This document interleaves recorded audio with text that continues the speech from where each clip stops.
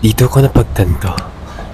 What if isang araw bigla ko nalang makilala yung taong pinapangarap ko?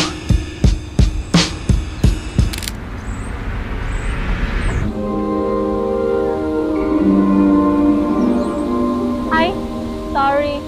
Okay lang. Gusto mo makita? Sure.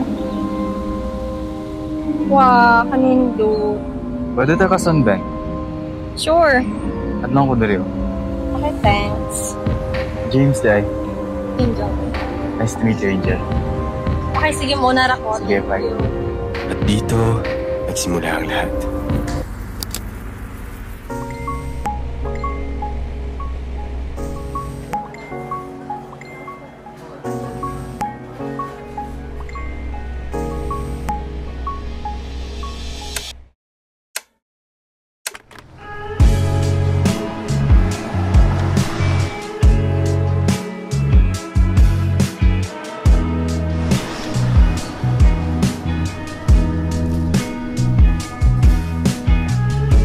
Angel, balik na ako sa probinsya.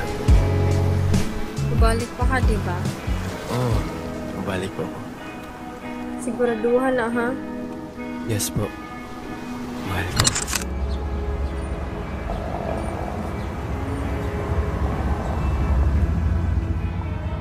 Hindi nagtatagal ang saya.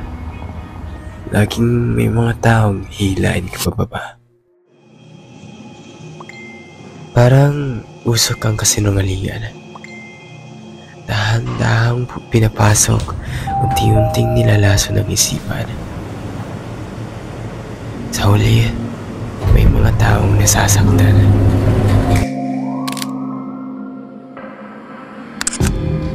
Nung gabi na yun, di man lang ako makapagbaliwanag ng sarili ko dahil sa kahinaan ng koneksyon sa probinsya kung saan ako. Sa tagal kong naghintay na ako'y ulit na makausap mo, may parte na nawala sa pagkatao ko.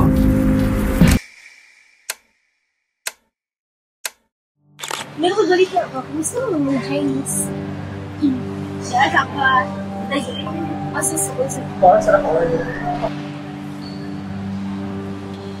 Pero sana man lang, mahal, pinakinggan mo yung parte ko. Kinontrol mo yung emosyon mo. Kinausap mo ko nung nagkaproblema tayo.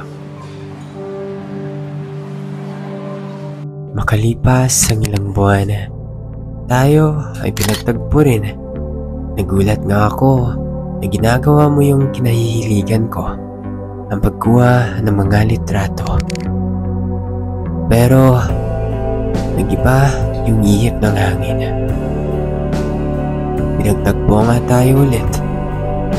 Ngunit hindi na ikaw yung para sa akin.